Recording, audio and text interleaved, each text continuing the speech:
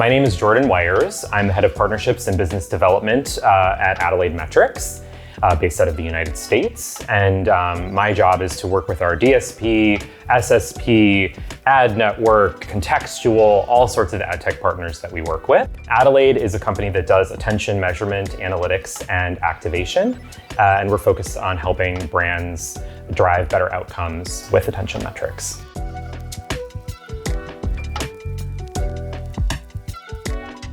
Attention is better than traditional media KPIs because it drives better outcomes.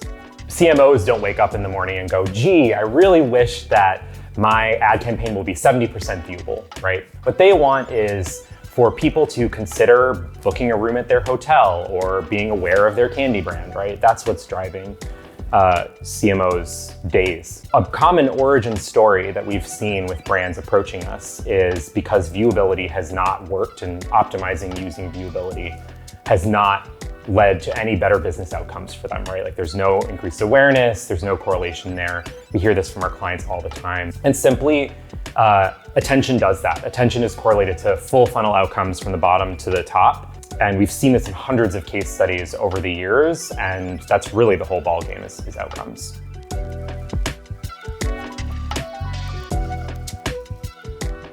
Let's start with just one brand or advertiser.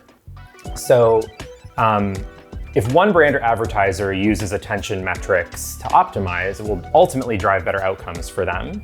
So for example, if you're a soda brand and you have a new line of soda you're promoting and you want to promote awareness, upper funnel, right? Attention will help you do that. Or if you're an airline looking to get people to book tickets on your airline, lower funnel purchases, attention metrics will help you do that too, okay? So that's step one. What we're seeing now in the market is other advertisers then see the case studies that come out of that. And they say, wow, I want these positive results too, right? I want to help have attention be a tool for me to drive better outcomes.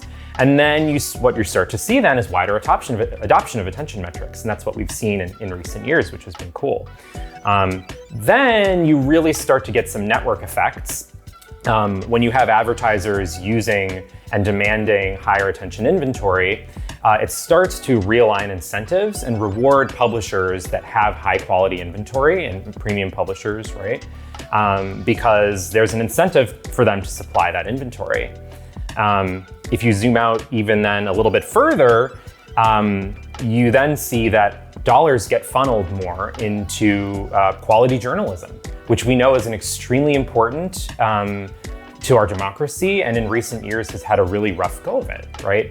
So I think the point I'm trying to make here is optimizing to attention metrics for one brand might seem like a small thing, but it can lead to much larger knock-on effects down the line. And that's what we're starting to see.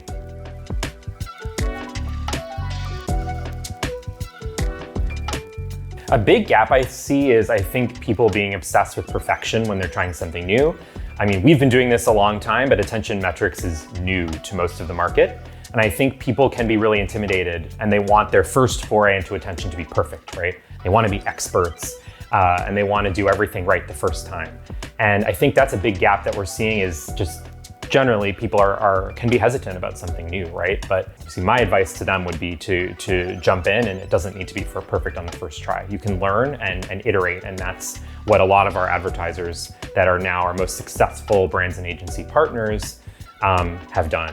In terms of what the agency is doing well and kind of where attention is going next, we're seeing an activation awakening of sorts. I think a lot of advertisers have spent years doing research and validating that attention metrics aren't vanity metrics. They actually drive better business outcomes for them, right? I mean, we've spent years, our analytics team has spent years doing this, as have analytics teams at brands and agencies. I think we're now at the point, which is really exciting to see, where brands are saying, okay, we know this works, right? Great. Now they're asking their partners, what's the next step here? How do we easily activate this and make actionable insights off of attention data in your platform? What we're starting to see as a result of years of research from our partners and us is people trust the metric. They know it's meaningful for them. And they're starting to make business decisions and shift spend based on AU scores. We're seeing this across many different types of verticals. People have spent years doing the work and now they're making decisions and shifting media away from bad performing media. We see this with our pre-bid segments that we have in a lot of platforms, PMPs, people working directly with publishers. People are shifting spend away from low attention or low AU environments. What we see then is as spend starts to move, spend is getting funneled away from MFAs and low quality publishers and inventory that is not likely to capture attention, and people are moving it. So we're starting to see those effects of the incentives changing now, right? I mean, we've been at this for years, but it's exciting to see people making optimization decisions. What we're seeing is after years of research from brand and agency partners, they've done the work, they know AU drives outcomes for them, and they're moving spend around based on the quality of media they're buying as measured by AU, right? I mean, we see advertisers, they have dashboards, they are able to access data in many different platforms now as well from our partners. They're able to move spend, keep their finger on the pulse of the quality of the media that they're buying and watch very closely. And we're seeing many of our advertisers are doing that. I think people are looking to action. It's all just talk. If it doesn't drive better outcomes, people aren't making decisions about investing in media based off of your metrics. So we've signed a lot of partnerships in the past year since Cannes 2023 that are just focused on making AU accessible and easily activatable in all sorts of different platforms wherever advertisers are. And I think activation has been the name of the game for the past year and is really starting to ramp up in 2024. And we'll see that. We expect many more announcements and a lot more activation from our buyers in the next year to come.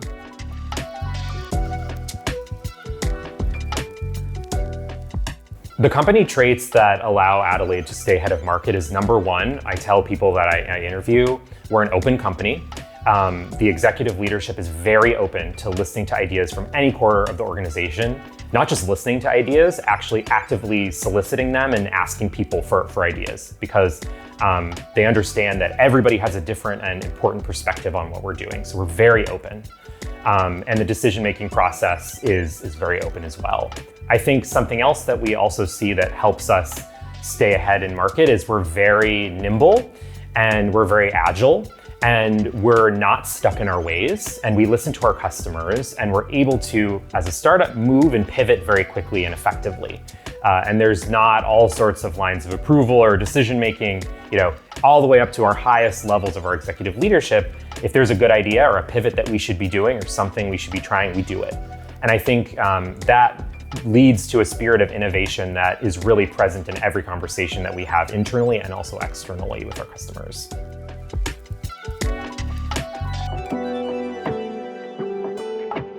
Our view on cookies is that people need third-party tracking to understand the quality of media that they buy, because there's no metrics in market that are indicators of media quality and that will lead to outcomes. So people have to follow people around the internet, tracking conversions, right? Because the advertiser wants to say, I bought ad spot A and it led to conversion B, therefore my investment was worth it.